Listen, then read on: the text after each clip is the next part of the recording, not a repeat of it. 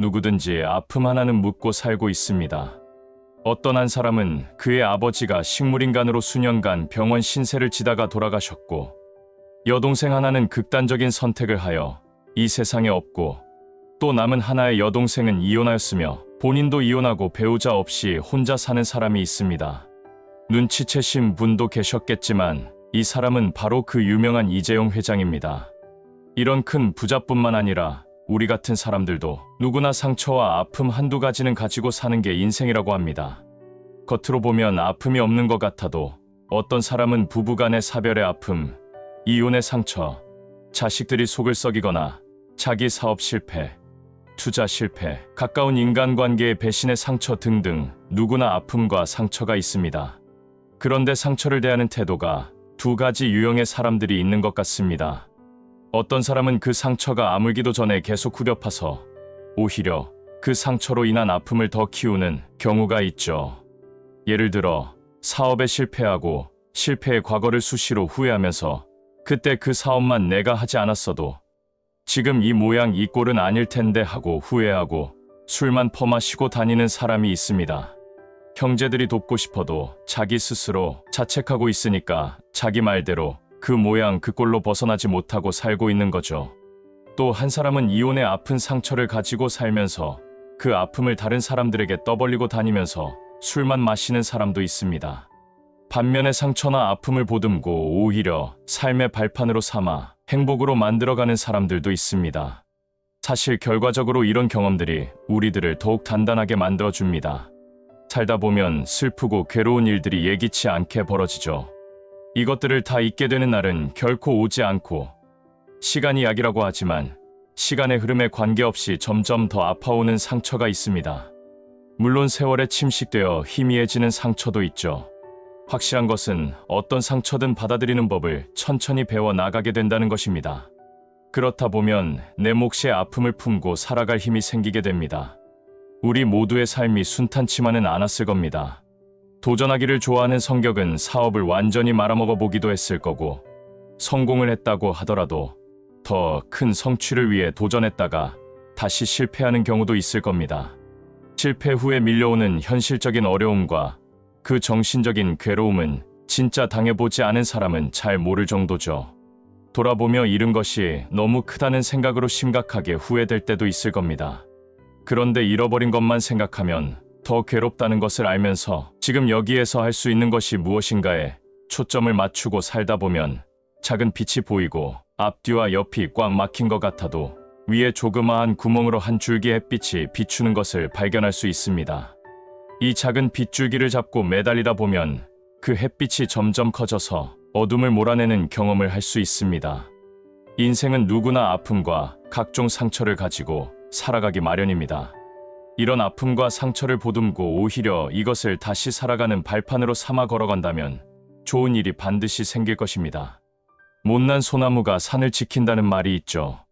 못나고 상처가 난 소나무는 관상목으로는 최고의 걸작이 될 수 있습니다. 우리는 누구나 모두 미숙함과 성숙함을 동시에 가지고 살아갑니다. 누구나 약하고 강합니다. 이에 따라 스스로를 사랑하는 성숙한 마음을 갖는 방법에는 6가지가 있는데, 나를 용서하고 정체성을 찾고 존재 자체를 존중하며 성격을 활용하고 아픔을 견디고 힘 빼고 살아가야 하는 것이죠. 사랑도 하고 배움도 하고 울기도 하고 웃기도 하고 고마워하기도 하고 원망도 하면서 말입니다. 고생 끝 행복 시작이 아니라 고생 중에도 행복이 있고 행복하더라도 아픔은 있습니다. 인생은 숙제처럼 살지 않고 파도 타듯이 살아야 합니다. 우리 인생살이는 깊게 들어가 보면 대부분 거기서 거기인 것 같습니다. 누구나 아픔 하나 가지고 살고 있는 것이죠. 상처를 흡입하지 말고 보듬고 행복하게 우리의 남은 삶을 사셨으면 좋겠습니다. 항상 영상을 봐주시는 모든 분들께 감사합니다. 꼭 행복하시길 진심으로 바라겠습니다. 일본에 한 사람이 있었습니다. 그는 유명하다는 와세다 대학을 졸업하고 대형 백화점에 취직했습니다. 명문대를 나오고 대기업에 취업하는 것만큼 부러운 인생은 없을 것입니다. 그러나 그는 자신의 인생이 불행하다고 생각했습니다. 항상 성과를 내는 것에 시달리고 상사와의 갈등으로 직장은 힘들었습니다. 더구나 가족과의 관계, 건강 문제로 몸이 편치 못했죠. 무엇보다 말로는 표현할 수 없는 공허감과 중압감으로 마음이 괴로웠습니다. 물론 이런 문제들은 까짓것 다 참아야 한다고 생각할 수 있습니다. 특히 대기업이라면 연봉만 바라보고 참을 만한 가치가 있다고 할 수 있겠죠. 하지만 그는 남들과 달랐습니다. 스님이 되기 위해 직장에 사표를 내고 절로 출가를 한 것이었습니다. 사실 그는 중학생 때부터 스님이 되고 싶었습니다. 스님이 된 계기는 정말 사소했는데 우연히 교과서에서 재행무상이라는 말을 본 것이죠. 재행무상은 석가모니의 가르침 중 하나로 세상의 모든 것은 변한다는 뜻입니다. 그러나 그는 다르게 생각했습니다. 사실 모든 건 변하기에 세상에서 특별한 건 없지 않을까. 그렇기에 나 역시 특별한 게 아니라 그저 평범한 존재가 아닐까.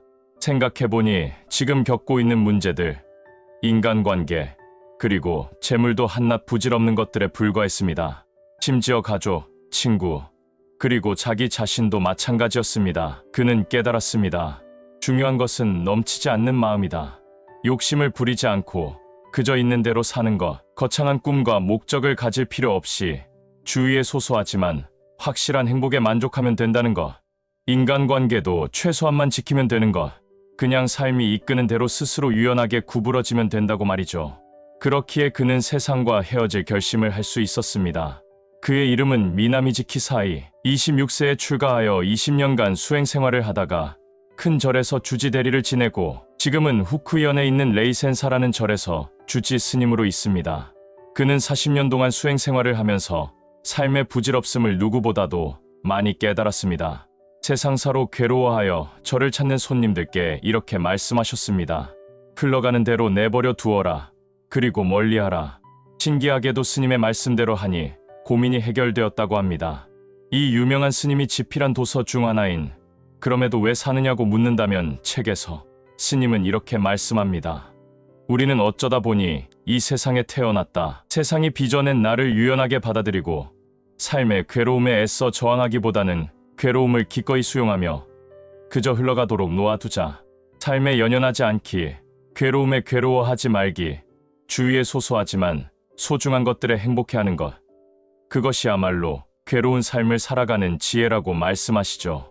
우리나라 정호승 시인은 이에 대해 강력한 코멘트를 남기기도 하였습니다. 괴로움은 강물과 같기 때문에 그대로 흘러가도록 놓아두면 된다는 말씀에 내 마음이 평안하다. 삶에 특별한 의미가 없음을 깨달음으로써 치열한 인생을 살지 않아도 된다는 역설적 가르침에 내 마음이 평화스럽다.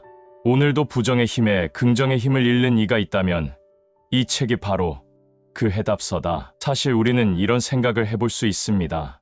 한 번에 짊어질 필요가 있을까? 아니면 갖다 버려도 되지 않을까? 그런데 이렇게 당연한 생각을 인생사에 활용하기 어렵습니다. 흔히 우리는 업무 문제, 상사와의 갈등, 그리고 동료와의 인간관계에 스트레스를 받는다고 합니다. 가정이 있다면 육아, 교육, 부부관계, 심지어 친가나 외가, 친척 등 가족 문제로 이중고를 겪습니다. 남에게 보이는 모습과 품위가 중요하다고 생각한다면 옷차림, 태도, 교양에도 신경을 써야 합니다. 심지어 여행, 골프, 운동 같은 취미도 비용, 부부간 의견 차이 문제로 편히 즐기지 못합니다. 학생이라고 다르지 않습니다. 학업도 중요하지만 부모님, 친구와의 관계, 진로와 대학 문제로 스트레스를 받습니다. 대학에 와서도 학점, 학자금, 자격증, 연인, 취업, 아르바이트 문제로 골치입니다. 특히 노년이라면 자녀와의 관계, 노후 대비, 건강, 재산 문제로 고민입니다. 하지만 우리는 무엇이 중요한 문제인가, 무엇이 중요하지 않은 문제인가, 그리고 노력해도 해결되지 않는 문제가 무엇인지 생각해봐야 합니다. 우리가 가진 문제의 짐이 너무 무거우면 짐을 내려놓고 하나씩 옮겨야 합니다. 여러 개를 한 번에 날랐다간 바닥에 쏟을 수 있고 그걸 또 수습하느라 시간이 더 걸리고 말겠죠. 무엇보다 돌이킬 수도 없는 건강을 해칠 수도 있습니다.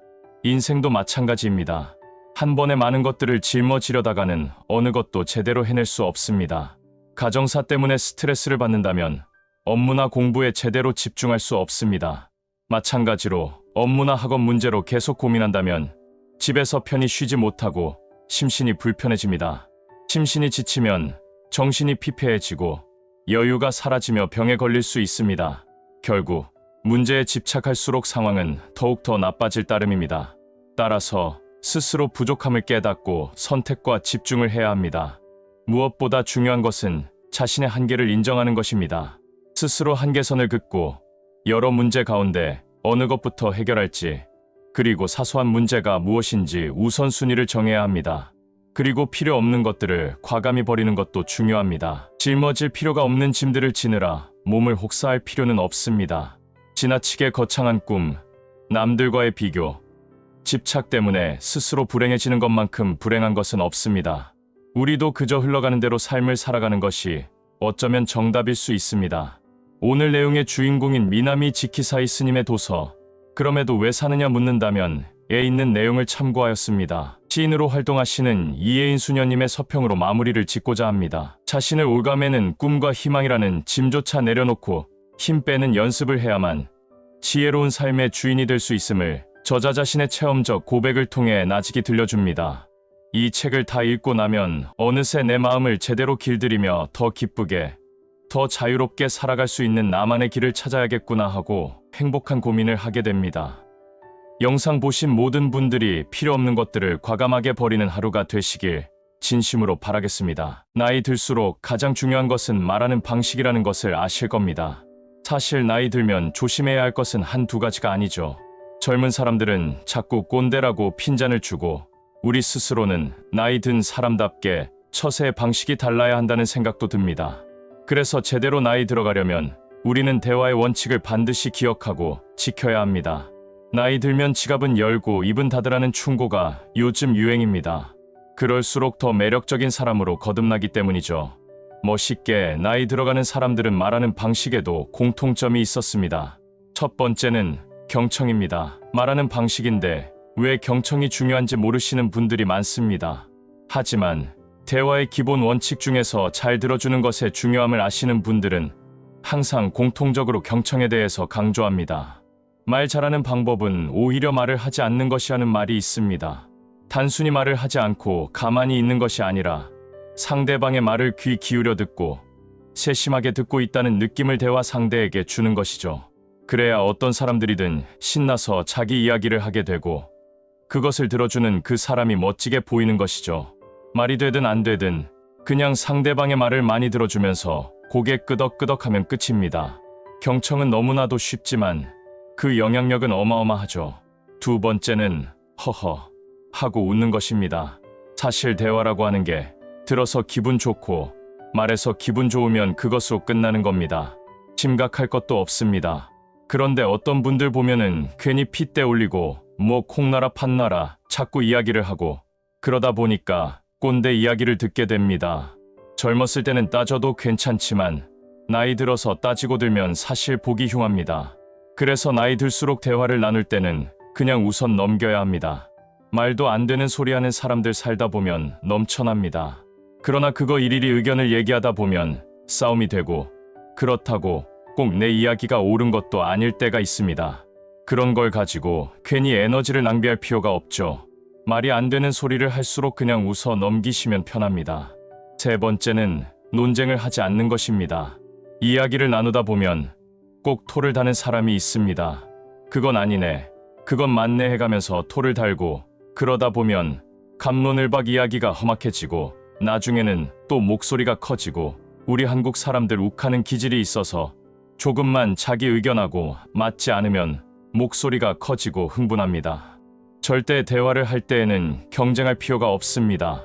오히려 대화 도중에 혼자 화가 나서 소리를 지르고 흥분하며 화를 낸 다음에 대화가 끝나고 나면 뭔가 창피한 마음도 들고 깊은 후회를 하기도 하죠. 사실 대화의 목적은 나의 의견을 상대방에게 주입시키려고 하는 것이 아니라 상대방과 말이나 의견을 주고받는 것입니다. 물론 상대방이 먼저 태클을 걸고 험악하게 달려드는 경우도 있습니다. 그럴 때는 역시 두 번째 말씀드렸던 방법처럼 그냥 웃어넘기고 다른 이야기를 이어가면 편합니다. 마지막은 기분 좋은 말을 해주는 겁니다. 상대방이 들으면 기분 좋을 만한 말을 해주는 거죠. 대화의 내용과 상관없이 기분 좋은 말을 꺼내도 좋고 상대방이 먼저 무언가를 말하면 그것을 칭찬해줘도 좋습니다. 칭찬이라고 하면 어렵게 생각하실 필요가 없습니다. 상대방의 말에 너 말이 맞네라는 식의 긍정적인 표현만 해줘도 상대방은 말하면서 기분이 좋아지죠. 꼭 우리가 말만 하면 그건 아니다 라는 식으로 이렇게 거부하고 꼬아서 생각하는 사람들이 있습니다. 대화는 서로 많은 이야기를 주고받아야 수준 높은 대화로 이어집니다. 그러려면 우리에게는 서로의 기분을 좋게 만들어서 서로가 많은 이야기를 하도록 하는 것이 진정한 대화의 기술이겠죠. 가장 기본적인 대화의 원칙 4가지만 기억하신다면 어디를 가서도 환영받고 멋있는 사람처럼 보입니다. 특히 나이 들어서도 대화의 방식을 제대로 파악하고 있지 못하면 그것만큼 나이 들어서 추해 보이는 모습은 없을 겁니다. 먼저 상대방의 이야기를 들어주고 논쟁하고 경쟁하기보다는 웃어주면서 상대방의 기분을 좋게 하는 대화 방식을 통해 우리 주변에 있는 사람들이 오늘 영상을 보신 모든 분들과 대화를 나눈 것을 즐거워하고 좋아할 수 있게 되셨으면 좋겠습니다. 나이 들면 인생에 대해서 가장 먼저 깨닫는 것이 인생이란 사실 따지고 보면 하루하루가 쌓여서 인생이 된다라는 것이죠. 그렇기 때문에 우리는 거창하게 인생을 어떻게 살 것인가를 생각하는 것도 중요하지만 하루하루를 어떻게 살 것인지, 어떻게 디자인할 것인지, 어떻게 계획할 것인지도 대단히 중요합니다. 그리고 그 하루하루는 역시 아침에 눈을 떠서부터 잠자리에 들어갈 때까지 여러 가지 순간들이 모여서 하루를 이루죠.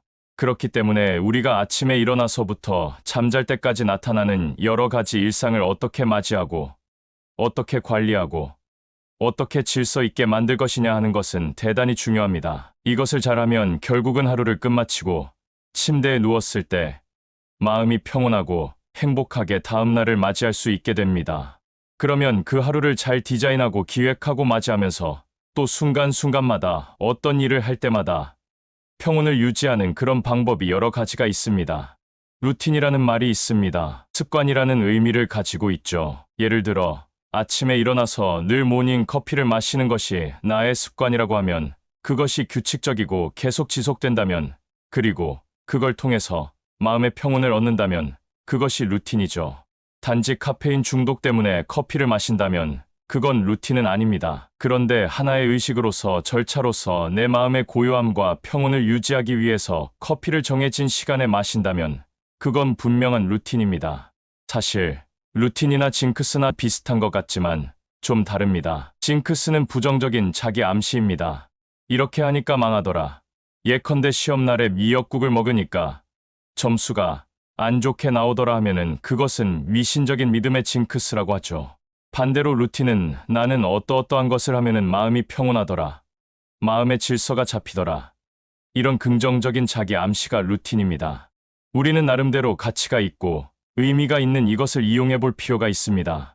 그런데 의외로 세계적으로 유명한 사람들, 세계적이 아니더라도 우리 주위의 유명인들 거의 대부분이라고 할 정도로 루틴을 가지고 있습니다. 우리나라 세계적인 선수 김연아 선수도 그런 루틴이 있죠.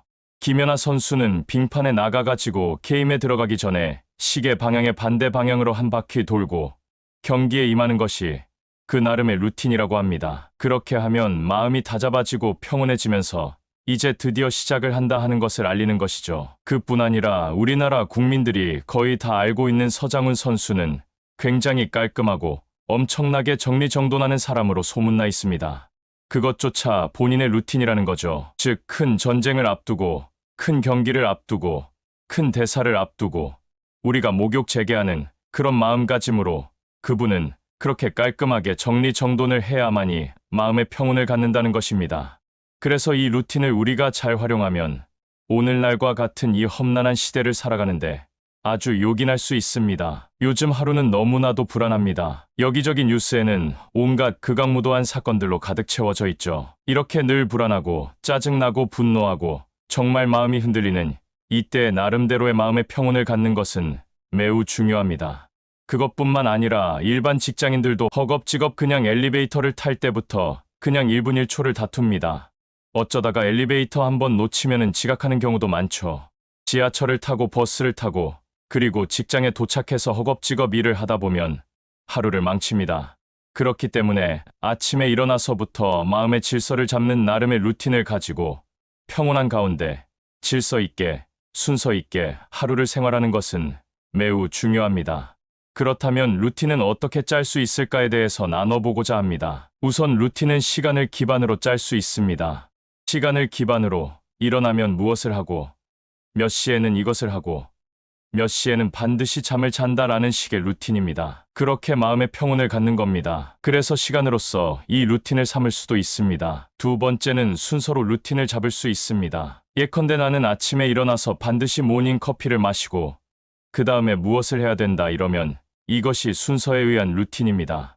꼭 아침뿐만이 아니라 예를 들어 점심 식사를 한 이후에 5분 정도 반드시 명상을 해야만이 오후에 마음의 평온을 찾는다 하면 그것도 순서에 따른 루틴입니다.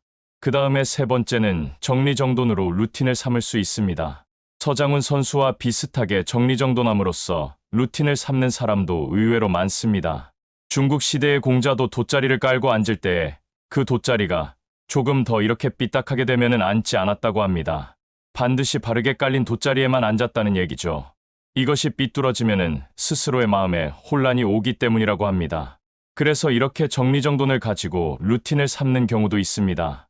그리고 네 번째는 도구를 이용한 루틴입니다. 예를 들어서 커피, 차는 반드시 무엇을 사용해야 하고 남의 것을 사용하면 그것이 기분이 찜찜해서가 아니라 왠지 오늘 마음의 질서가 흐트러지는 것 같다 하는 사람은 그 도구가 루틴이죠. 예컨대 볼펜 같은 것도 마찬가지입니다. 나는 어떤 볼펜만을 꼭 사용한다.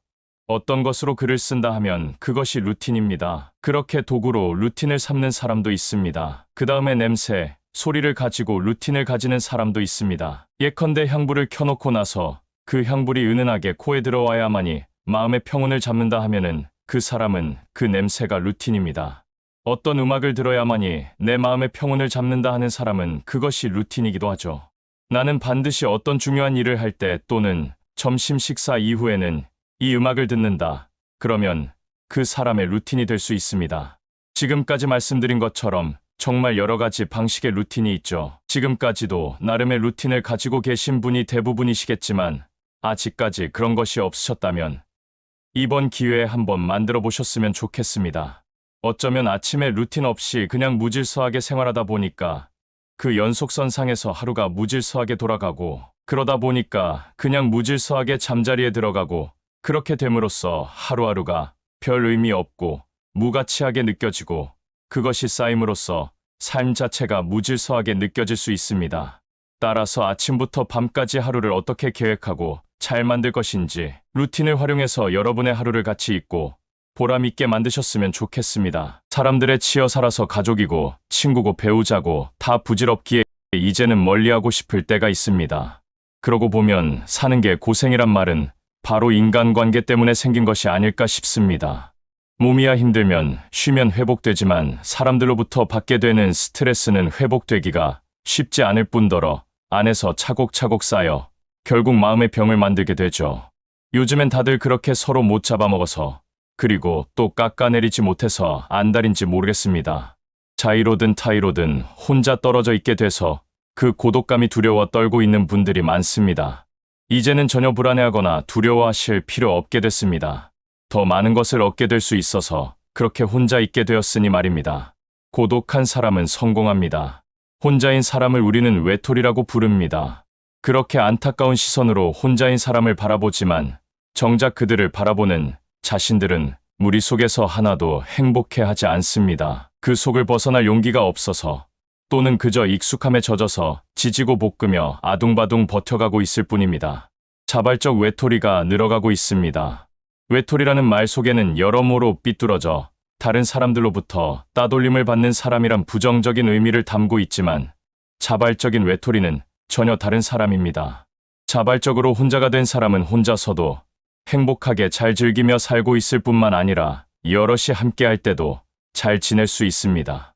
우리가 말하는 혼자인 것을 잘 즐기는 사람은 은둔형 외톨이가 아니라 혼자일 때와 또 여럿일 때 그렇게 균형을 잘 맞춰 살아가는 사람이기 때문입니다. 그래서 나이 들어서는 당당하게 혼자일 수 있어야 합니다. 그래야 말년이 활짝 피기 때문입니다. 고독함 속에서 누구보다 행복하게 살아갈 수 있는 사람들이 도대체 무엇을 얻어서 그렇게 살아갈 수 있는지에 대해 말씀드려보고자 합니다. 첫 번째, 언제든지 떠날 수 있는 자유. 여럿이 함께 할 수 없는 것이 바로 내가 떠나고 싶을 때 떠나는 자유입니다. 아무리 마음 맞는 친구들이라도 일정을 맞추고 또 모두가 마음에 드는 여행을 하기엔 쉽지 않습니다. 어딜 가서 구경하고 어딜 가서 다 같이 입맛에 맞는 음식을 먹을지도 고민이죠. 각자가 조금씩 희생을 해야 그나마 여행을 잘 마칠 수 있을 겁니다.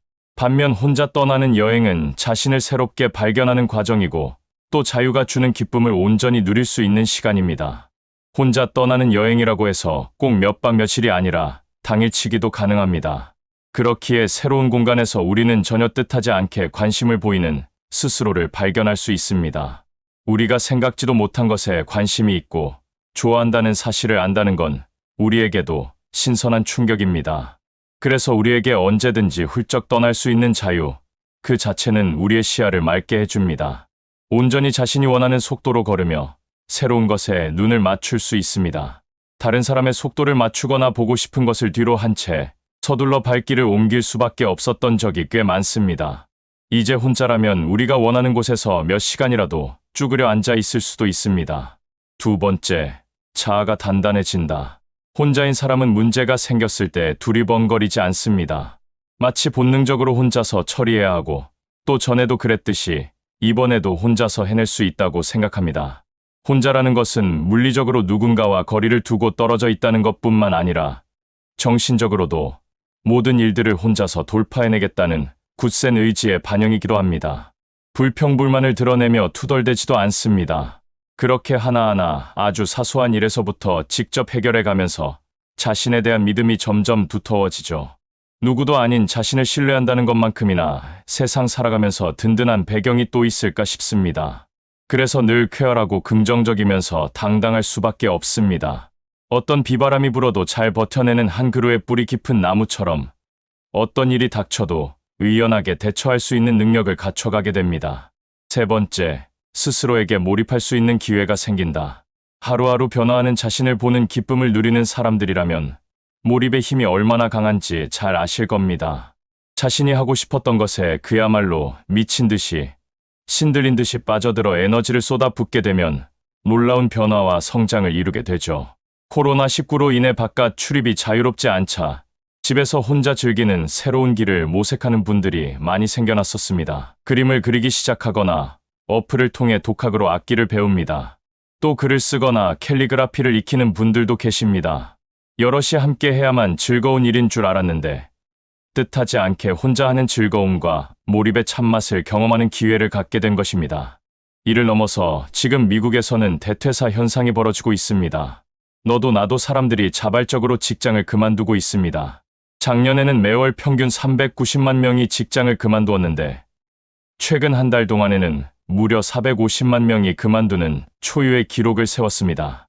코로나로 인해서 완전 봉쇄 기간 동안 회사에 나가지 못하고 집에서 일하는 것에 적응이 되면서 다시 출퇴근하려니 사람들과 같이 생활해야 한다는 그 사실을 참지 못하고 회사를 그만둬 버리는 겁니다. 새로운 라이프 스타일, 새로운 세계를 맛봤는데 다시 과거로 돌아갈 수는 없다는 이유가 가장 크지 않을까 싶습니다.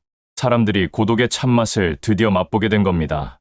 인생은 혼자 왔다 혼자 가는 거라지만 인생에서의 성공도 행복도 그리고 평화도 혼자 있을 때만이 가능합니다. 혼자 있는 시간이 주는 힘을 믿으시고 좀 더 적극적으로 무리에서 벗어나 자신에게 몰입해보면 어떨까 싶습니다. 영상을 보신 모든 분들의 꽃피는 말년이 되시길 진심으로 바라겠습니다. 나이가 들면 들수록 어떤 모습으로 살아갈지 각자의 꿈이 다 다른 것처럼 살고 싶은 인생 말년의 모습도 많이 다를 수 있을 것입니다. 최근 한 사회복지과 교수는 노인의 유형을 우리 사회의 현실에 따라 4가지로 구분했습니다. 첫 번째 유형, 늙은이. 어린이의 반대말이죠. 나이가 많이 든 사람을 늙은이라고 하지만 그건 단순히 사전적 의미일 뿐 우리가 일반적으로 늙은이라고 부를 땐 하찮게 생각하는 마음이 담겨 있습니다. 존중하는 마음이 들어있지 않은 지칭입니다. 이른바 선진국이라 불리는 OECD 38개 회원국 중 한국은 노인 빈곤율이 43.4%로 단연 1위를 차지하고 있습니다. 이것은 조사 대상인 65세 이상 성인의 43.4%가 평균 소득의 반도 안 되는 돈으로 생활을 이어가고 있다는 것이죠. 평균 소득도 그리 많지 않을 텐데 거기에 또 50%에도 못 미치는 소득으로 살아가고 있으니 사는 게 굉장히 팍팍할 게 분명합니다. 이런 생활의 고단함을 반영하듯이 우리나라의 노인 자살률 역시 3배가량 차이를 보이며 단연 1위를 기록하고 있습니다. 한국제지연합회에 따르면 폐지를 줍는 노인은 25만 명가량으로 추산된다고 합니다. 생존을 위해서 하루 10시간 이상 폐지를 모으고 옮겨서 1만 5천 원가량 손에 쥔다고 하니까 시간당 1,500원을 버는 셈인데 이는 최저임금의 20%에도 미치지 못하는 수준입니다. 당장 먹고 사는 문제가 발등에 부리다 보니 우리 모두가 노년 생활로 꿈꾸고 있는 한 인간으로서의 내면적 성장이나 여가를 보내기 위한 취미생활, 친구들과의 교류 등은 먼 나라 얘기가 되고 맙니다. 질병 앞에서 비용 때문에 적절한 치료도 받지 못하고 돌봄의 대상으로 사회적 짐으로 인식됩니다. 그래서 이런 처지 때문에 우리 사회의 부담만 안겨주는 잉여인간, 2등 국민 취급을 받기도 합니다. 안타까운 일이죠. 우리나라 노인 인구의 절대 다수가, 또 곧 은퇴를 앞둔 예비 노인 인구의 절대 다수가 생존 문제에 직면해 있는 이 유형에 속할 가능성이 상당히 높다고 전문가들은 경고합니다. 노후 준비가 제대로 안 돼 있기 때문이죠. 두 번째 유형, 어르신. 어르신이라는 말에는 존중하는 마음이 담겨 있습니다. 앞서 말씀드린 유형으로 불리는 늙은이하고는 어감부터가 확연히 차이가 납니다. 길에서 마주친 할아버지, 할머니를 부르는 어르신이란 호칭과도 내용면에서는 차이가 있습니다. 어르신에 해당되는 사람들의 경제적인 상황을 보면 아주 많은 재산을 소유했다기보다는 자가주택이 있고 월급처럼 매월 꼬박꼬박 들어오는 수입이 있으며 부족하다 싶은 생활비를 보충하기 위해 퇴직 이후에도 일을 하고 있는 동시에 자신의 경력을 살려 조그맣게라도 봉사활동을 합니다. 어르신이란 바로 온 마을 사람들이 존경하는 지혜롭고 현명한 할아버지와도 같은 존재라고 전문가들은 이 단어의 정의를 내립니다. 나이를 먹는다고 나의 숫자에 맞게 자동적으로 현명하고 지혜로운 사람이 되어 어르신으로 인정받는 것은 아니라는 점을 잊지 않을 필요가 있습니다.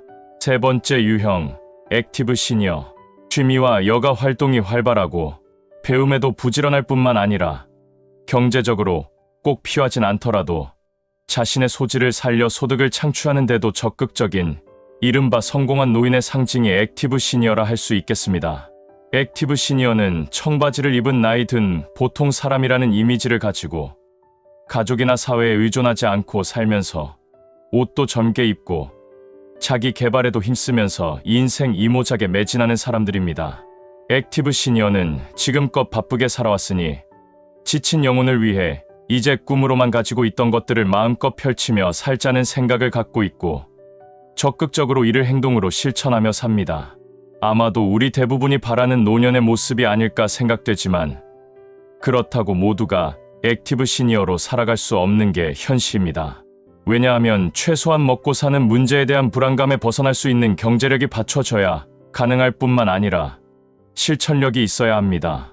사실 경제력을 갖추는 것보다 나이와 상관없는 강한 실천력을 갖추는 것이 더 어렵긴 합니다. 네 번째 유형, 선배 시민. 선배 시민이라는 노년의 유형은 최근 사회에 맞게 생긴 새로운 노년의 모습으로 시민의 한 사람으로서 공동체를 더 나은 곳으로 만들어가는데 실천적인 노인을 상징합니다. 사회복지과 교수가 새롭게 말을 만들고 정의를 내렸지만 실상은 우리 주변에서 이런 분들이 많이 있습니다. 이런 노년상이 생기는 이유는 노인을 대상으로 하는 여러 사회보장 제도가 퍼주기 비용이 아니라는 인식과 함께 시민으로서 공동체 발전을 위해 적극적으로 참여하고 기여하는 것이 필요하다는 생각에서입니다. 예를 들면 아침에는 초등학교에서 등교 도우미를 하고 오후에는 복지관에서 노인들과 여러 가지 사회 문제들에 대한 의견을 나누며 집에 오는 길에는 이곳저곳을 다니면서 쓰레기를 줍는 사람들을 의미합니다. 이는 아주 낯설고 생소한 모습이 아니라 우리 주변에 이렇게 봉사활동을 하는 분들을 많이 볼 수 있습니다. 공동체 이론으로 더 나은 공동체를 상상하고 변화시키고자 실천하는 노인들이 점점 늘어가고 있는 추세라고 합니다. 이 선배 시민은 학력이나 재력, 경력, 재능과는 상관없이 누구나 뜻과 의지만으로 될 수 있다고 합니다. 그렇다는 말은 어떠한 환경보다는 나의 의지가 제일 중요하다는 말입니다. 우리는 나이가 들수록 어떤 노년으로 살아가야 할지 고민이 많습니다. 앞으로 기대 수명은 더 늘어날 것이고 노년으로 보내야 할 기간이 인생의 3분의 1이 넘는 사회로 발전함에 따라 지금이라도 미리 차근차근 잘 준비해서 늙은이만은 되지 않는 노년이 되어야 하겠습니다. 오늘 영상을 보신 모든 분들이 멋있는 노년을 보내시길 진심으로 바라겠습니다. 만나볼수록 더 좋아지고 닮고 싶고 가까이 하고 싶고 자주 보고 싶고 배우고 싶어지는 사람이 있는 반면에 겪어볼수록 혀를 차게 되고 만남이 괴로워지고 피하고 싶은 마음이 싹을 피우더니 결국 적절한 기회와 구실을 찾아 관계를 끊게 되는 사람이 있습니다. 인생살이가 고달픈 것은 다름 아니라 친구, 직장 상사, 동료, 선후배, 형제자매, 더 나아가 부모까지 둘러싸인 인간 관계 속에서 불협화음이 일고 지지고 볶고 그러다가 귀가 찢어질 듯한 날카로운 파열음이 생기고 할 말 못할 말을 주고받게 되기도 하면서 상처를 입고 관계 때문에 오도 가도 못하기 때문입니다. 친구도 필요 없고 자식도 필요 없다 하는 사람들도 있습니다. 아무리 인생이라는 것이 결국은 혼자라고 하지만 그래도 친구나 자식이 분명 필요합니다. 귀한 가르침을 주는 옛 성인들 말씀 중에 자신을 귀하게 여기며 살라는 말씀은 있어도 친구 자식 다 필요 없으니 혼자 잘 살라는 말씀은 들어보질 못했습니다. 친구, 지인은 물론이고 자식마저도 등 돌리게 하는 사람들이 있습니다. 자신은 배신당하고 버림받았다고 말하지만 세상 사람들이 모두 한결같이 등을 돌렸을 때는 자신을 먼저 되돌아봐야 하는 것이 아닌가 싶습니다. 그래서 오늘은 자식에게마저 버림받은 사람들의 특징에 대해 이야기를 나눠보고자 합니다. 첫 번째 특징은 제 자식이 최고인 줄 안다는 것입니다. 제 자식이 귀하면 남의 자식도 똑같이 귀한 법인데 하늘 아래 자기 자식이 최고인 줄만 아는 사람이 있습니다.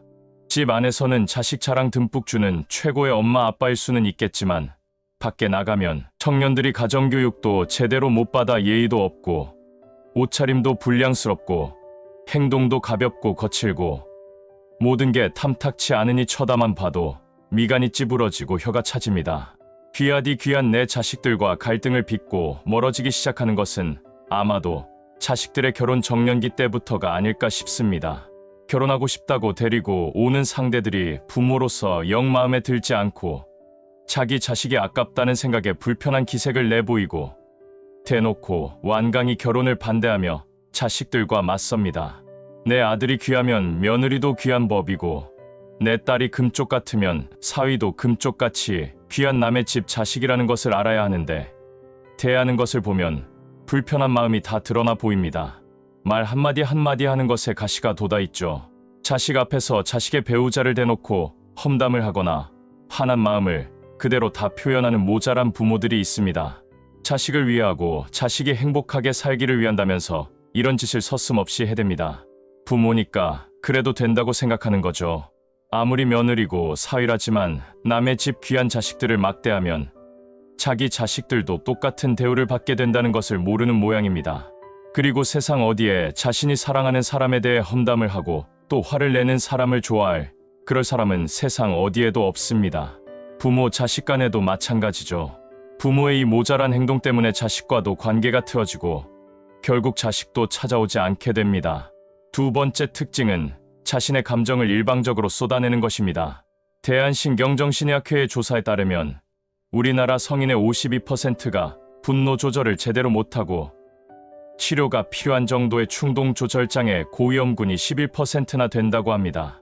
성인들의 절반이 분노 조절을 잘하지 못하고 10명 중에 1명은 그런 분노 조절 장애 때문에 치료가 필요하다는 것이죠. 사춘기 아들의 얼굴만 봐도 속에서 피가 솟는 것처럼 화가 난다는 어머니도 있고 팀원의 반복되는 실수에 화가 나서 주변 물건을 잡히는 대로 벽에 던지고 소리를 질렀던 것을 후회했다는 팀장, 또 직장에서는 그럭저럭 참을만 한데 집에만 가면 아주 사소한 일에도 화가 폭발한다는 아버지도 있습니다. 분노의 방아쇠를 당기는 원인들은 사람마다 다 다를 수 있지만 자신의 감정을 통제하지 못하고 성난 마음을 다듬지 못한 채 마구 드러내는 사람들이 보이는 공통점이 있는데 그것은 바로 그 분노의 대상이 자기보다 약한 사람이라는 겁니다.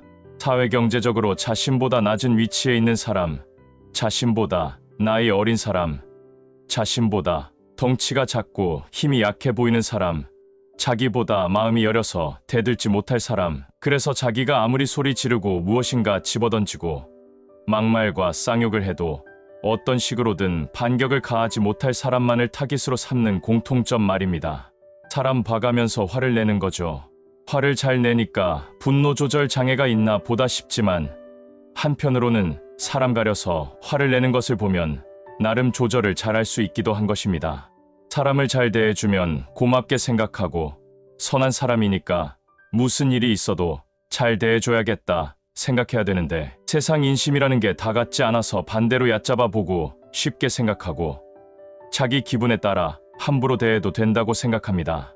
자신의 감정을 일방적으로 쏟아내 버릇하면 주위 사람은 물론 자식에게마저 버림을 받게 됩니다. 세 번째, 마지막 도리를 앞세운다. 도리를 사전에서는 사람이 어떤 입장에서 마땅히 행해야 할 아는 길이라고 정의합니다. 부모로서의 도리는 자식들 잘 먹이고 입혀서 구김살 없이 자라게 하고 교육 잘 받게 해서 사회에서 제 몫을 하며 살도록 키우는 것이라고 볼 수 있습니다. 성인이 된 자식들에 대한 부모의 도리의 정의는 내리기 쉽지 않습니다. 다 큰 자식들에게 자식으로서의 도리를 강조하다 못해 강요하는 부모들이 있습니다. 자식이니까, 사위니까, 며느리니까 효도해야 하고 부모 말씀에 순종해야 하고 자주 찾아뵈야 하고 심기를 잘 살펴서 하는 것은 물론 어렸을 적 키우고 먹인 젖값을 매달 꼬박꼬박 내놓아야 한다는 부모들도 있죠. 부모 자식 간에도 도리만 너무 앞세우고 강요하다 보면 부족한 것이 눈에 들어오고 서운한 감정이 생기고 만나는 게 부담스러워지다가 결국에는 관계에 금이 가게 됩니다. 직장에서 상사와 부하 직원, 선배와 후배 사이, 그리고 부모 자식 사이를 수직 관계로만 바라보고 도리를 앞세우고 강요하는 사람들은 권위주의적인 성향이 짙습니다. 요즘 세상은 보스가 아니라 리더가 더 존경받는 시절입니다. 나 때는 그랬으니까 너도 그래야 하고 곧 고생한 만큼 마땅히 존중과 합당한 대우를 받아야 한다는 생각을 일찌감치 버리고 수평적 관계에서 함께 존중하고 존중받는 관계로의 발전을 모색해야 합니다. 다 큰 자식들하고도 그래야 합니다. 머리 다 크고 한 가정의 가장이 된 자식들과의 관계에서 우리 부모들의 도리는 무엇인지 차분히 생각해봐야 합니다. 아주 유리잔처럼 깨지기 쉬운 것이 있는데 그게 바로 관계입니다. 나이 들어 깨닫게 되는 것이 자신의 성격 때문에, 편견 때문에, 편향 때문에, 또는 좁은 식견 때문에, 혹은 한순간의 화를 참지 못해서 상대의 실수를 감싸주지 못해서 끝내 관계까지 망쳐버리는 사람이 제일 멍청하다는 것입니다. 그런 실수를 하지 않기 위해서 매번 다짐을 하고 노력을 해야 하죠. 주변 사람들이 그리고 사랑으로 키운 자식들이 등을 돌릴 땐 그들을 향해 증오와 분노심을 갖기보다는 그만한 이유가 본인에게 있을 수도 있겠다는 생각을 하고 하루라도 빨리 바로잡도록 노력해야 합니다. 왜냐하면 소중한 관계를 잘 유지하는 것만큼 인생을 잘 살아가는 방법도 없기 때문입니다. 오늘 영상을 보신 모든 분들은 관계를 소중하게 잘 여겨지기를 진심으로 바라겠습니다. 세상이 많이 복잡하고 쓸쓸합니다. 나이는 들면 들수록 상처를 많이 받습니다. 노동자들은 고객으로부터 상처를 받아왔을 것이고 직장에서는 상사의 갑질로 상처를 받아왔을 것이며 때로는 친구나 배우자, 자식들이 나에게 대해서 하는 것에 대한 섭섭함과 같은 기억들로 아직도 상처를 잊지 못하고 생각만 해도 우울해질 때가 많습니다. 때로는 모든 일이 잘 풀리지 않아서 자기 자신에 대한 실망감 때문에 또 공허해지고 우울에 빠지는 경우가 많습니다. 뿐만 아니라 나이가 들어서 이제 노후가 되면 죽음이 앞에서 어른거리는 것이 실감날 때가 있고 하나씩 모든 게 다 떠나기 시작합니다. 돈도 떠나고 사람도 떠나고 점점 세월도 떠나고 다 떠나는 것에 대한 실망감, 그 다음에 공허함, 상실감이 또 마음을 아프게 하면서 더욱더 우울함에 빠져버립니다. 이것을 술로 해결하거나 심지어는 낙담이 점차 심해지면 극단적인 선택을 머리에 떠올리는 사람들도 자주 볼 수 있죠. 이제는 마음을 스스로 추스려야 됩니다. 이 세상에 나를 진심으로 위하고 나를 위로해 줄 사람은 나밖에 없습니다. 그것을 솔직히 인정하는 것부터 시작입니다. 나 자신을 스스로 위로해야 합니다. 정신분석학자들이 공통적으로 말하는 나이가 들수록 스스로를 위로하고 다스리는 5가지 방법에 대해서 오늘은 나눠보고자 합니다. 첫 번째, 정리하기. 과연 내가 무엇 때문에 우울한 것인지, 요즘 왜 이렇게 방황하는지, 왜 마음이 아픈지, 마음의 평화를 찾지 못하고 있는 것을 냉정하게 찾아야 합니다. 스스로를 분석해보는 것입니다. 과연 가족들이 나에게 섭섭하게 되어서 쓸쓸한 것인지, 아니면 친구의 배신 때문에 쓸쓸한 것인지, 과연 무엇이 나를 이렇게 방황하게 하는 것인지 분석하고 정리해보자는 것입니다. 그래서 그것들을 명확하게 찾고 버릴 것은 버려야 됩니다. 그것을 자꾸만 움켜쥐려고 한다면 스스로를 나락으로 떨어뜨리게 만들고 맙니다. 그래서 정리한다는 것은 버릴 것은 버리고 챙길 것만 딱 챙기는 것을 말합니다. 이것이 마음을 다스리는 1단계입니다. 두 번째, 긍정성에 몰입하기. 부정적인 것을 자주 생각하면 그것이 쳇바퀴 돌듯이 하면서 눈덩이처럼 커지고 이 세상이 온통 슬프게만 느껴지고 쓸쓸하게만 느껴집니다. 그래서 긍정에 집중하는 것입니다. 즉, 가지고 있는 것에 감사하는 것이죠. 남과 비교하면서 우울해할 필요가 없습니다. 우리가 가지고 있는 것에 감사하면서 가지고 있는 장점에 집중하다 보면 스스로가 정말 행복한 삶을 살고 있다는 사실을 깨닫게 되기 때문입니다. 모든 사람은 늙으면 상실됩니다. 자꾸만 옛날에 잘 나가던 때하고 비교하실 필요가 없습니다. 세월은 흐르기 마련이고 친구도 때가 되면 떠나기 마련이고 가족도 자식들도 크면 장성하면 떠나기 마련입니다. 이런 긍정적인 생각으로의 몰입이 필요합니다. 세 번째, 스스로를 사랑하기. 남을 사랑하는 것도 중요하지만 자기를 사랑해야 합니다. 이 세상에 나를 위로하려면 나를 사랑할 수밖에 없습니다. 가족을 위해서 돈을 쓰고 친구를 위해서 돈을 썼을 수는 있는데 나 자신을 위해서 무엇을 투자했는가를 한번 돌이켜봐야 합니다. 맛있는 것도 먹고 멋있는 옷도 좀 사 입고 평소에 하고 싶었지만 어떻게 될지 모르는 미래를 위해 절약하고 신경 쓰느라 못했던 것을 해야 합니다. 우리 자신을 위해서 투자하면서 우리 스스로를 사랑해야 합니다. 어떻게 보면 가장 중요한 단계죠. 네 번째, 스스로에게 최면을 건다. 긍정성에 몰입하는 것과 비슷합니다. 우리 스스로에게 계속해서 행복한 말을 던지는 거죠. 이 정도면 잘 살았다. 내 인생이 멋있다. 나 정도면 괜찮다라는 등 스스로에게 던지는 말은 실제가 됩니다. 그런 말들이 쌓이고 쌓이면 실제로 이루어진다고 합니다. 말이 내 행동과 생각을 변화시키니 내 스스로가 정말로 그런 사람이 되고 혹은 그렇게 되기 위해 무의식적으로 노력하기 때문이죠. 다섯 번째, 밖에 나간다. 돌아다님으로써 우울함, 쓸쓸함, 배신감을 털어버릴 수 있습니다. 그냥 이유 없이 걷고 여유가 있다면 여행을 가는 것도 나쁘지 않습니다. 외국 여행이 아니라도 국내 여행지는 수도 없이 많습니다. 대한민국 내에서도 우리가 평생 살면서 못 가본 곳이 가본 곳보다 훨씬 많습니다. 심지어는 서울에 수십 년을 살았어도 가보지 않은 서울이 훨씬 많죠. 밖에 나가고 세상을 보는 것 자체로 아름다움을 느끼고 긍정이 눈에 담깁니다. 이 세상을 사는 것에 대한 재미와 흥미는 당연히 뒤따라오게 되겠죠. 그렇게 함으로써 쓸쓸함과 우울함을 털어버릴 수 있고 다시 용기를 얻을 수 있습니다. 이렇게 우리는 스스로를 위로하고 마음을 보살펴야 합니다. 이 5가지 단계를 차례대로 이루어 나가다 보면 언젠가 잔잔한 강물처럼 흔들리지 않고 어떤 것에도 동요되지 않는 평안한 마음 상태를 만들며 살아가실 수 있습니다. 오늘 영상을 보신 모든 분들의 마음이 항상 평안하시기를 진심으로 바라겠습니다. 인생의 반환점을 찍고 나면 살아오면서 겪었던 것들 중에서 헛되고 부질없는 것들이 참 많다는 생각이 듭니다. 쓸데없는 짓, 헛짓들을 참 많이 했다는 생각이 들죠. 이럴 때 참 허탈하기도 합니다. 그것에 쓴 자신의 에너지와 시간 그리고 돈도 썼을 수도 있겠습니다. 대신 좀 더 건설적인 것에 내 자신에게 그 에너지와 시간 또 피 같은 돈을 쏟아 부었다면 더 나았을 텐데 말입니다. 그렇게 생각하면서도 또 지금도 마냥 헛되고 부질없는 것들을 부여잡고 사는 사람들이 많이 있습니다. 그래서 오늘은 인생에서 가장 헛되고 부질없는 것들에 대해 이야기 나눠보려고 합니다. 나이 들고 깨달은 부질없는 행동 첫 번째는 벌어지지도 않은 일들을 가지고 걱정에 걱정을 하며 사는 것이었습니다. 우리가 걱정하는 것들의 90% 이상이 아예 일어나지도 않을 일에 대한 쓸데없는 걱정이라고 합니다.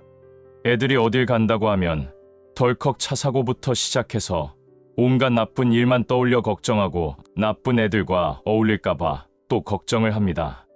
무슨 일을 시작하려고 할 때도 꼭 안 돼서 망신당하고 또 쫄딱 망하면 어떡하냐는 걱정이 앞서니 추진력이 떨어지죠. 밑도 끝도 없는 이 불안증이 우리의 발목을 잡습니다. 다 큰 자식들 독립시키지 못하고 데리고 사는 것도 돈도 돈이지만 저것들이 나가서 밥이나 챙겨 먹을까? 굶고 사는 것은 아닐까?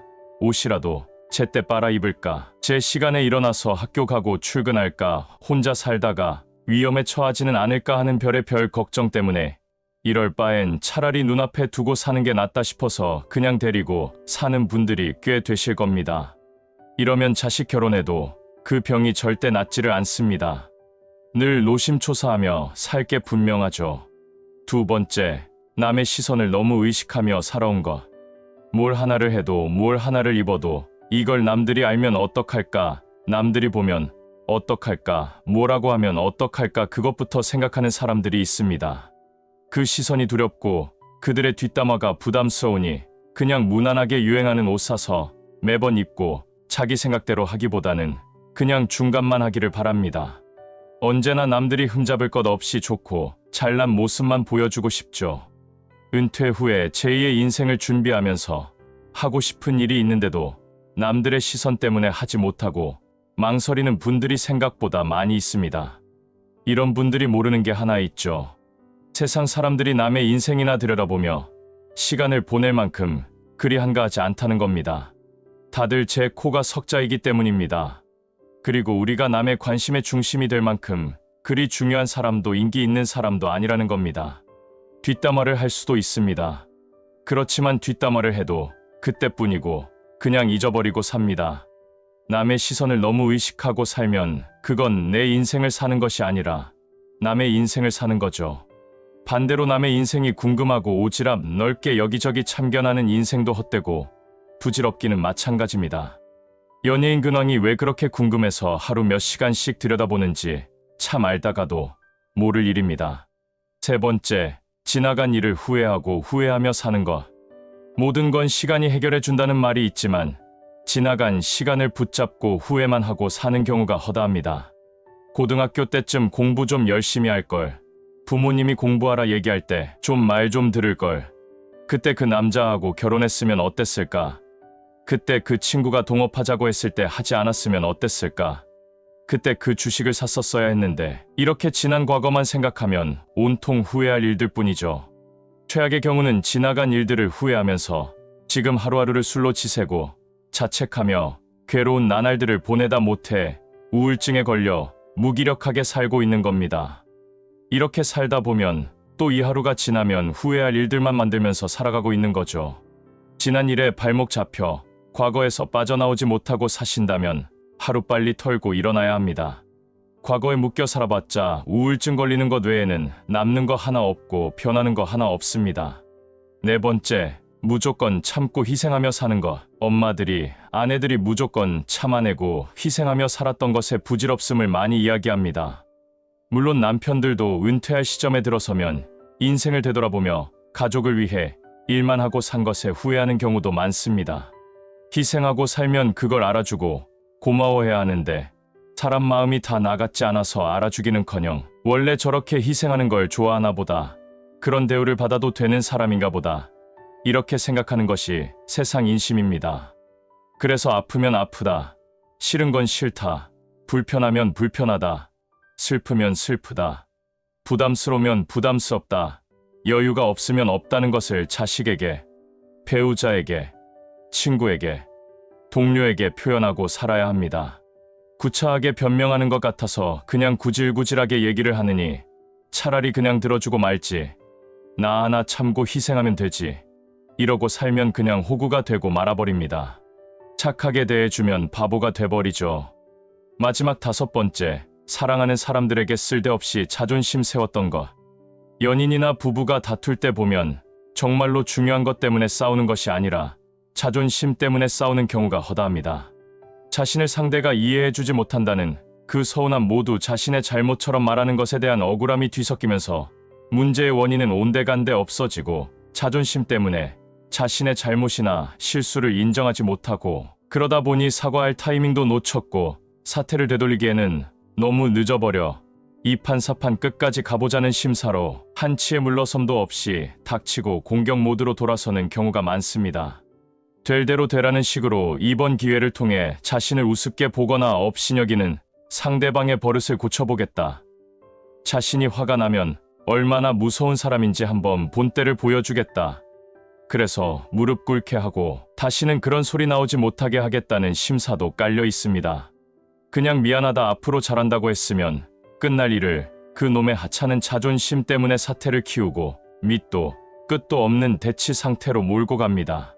귀가를 일부러 늦게 하고 안 마셔도 될 술을 마시고 밥을 일부러 차려주지 않고 또 차려준 밥을 먹지도 않고 일부러 외박까지도 하죠.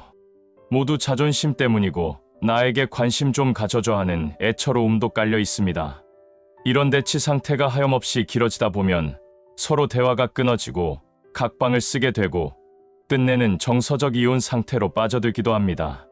한 집에 같이 살지만 이젠 서로에게 관심도 기대도 애정도 없는 그런 메마른 생활이 편하다고 생각하며 살게 됩니다. 가엾고 불쌍한 인생들입니다. 사랑하는 사람에게는 왜 그렇게 미안하다 사과하는 게 힘든지 모르겠습니다. 그 한마디만 하면 모든 게 눈 녹듯이 사그라들 텐데 말입니다. 사실 그거는 자존심을 세우는 것이 아니라 멍청한 짓을 하는 거죠. 지는 게 이기는 거라는 말이 옛날부터 내려온 이유가 있을 겁니다.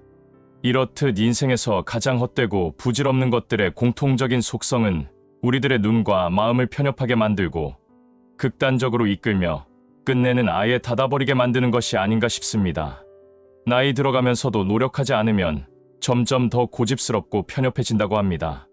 그렇게 되면 우리는 헛되고 부질없는 것에 매달려 남은 인생 후반전마저 낭비하게 될 것이 뻔합니다. 오늘 영상을 보신 모든 분들은 인생에서 부질없는 것들에서 벗어나 남은 인생을 정말 중요한 것에만 매진하며 사시길 진심으로 바라겠습니다.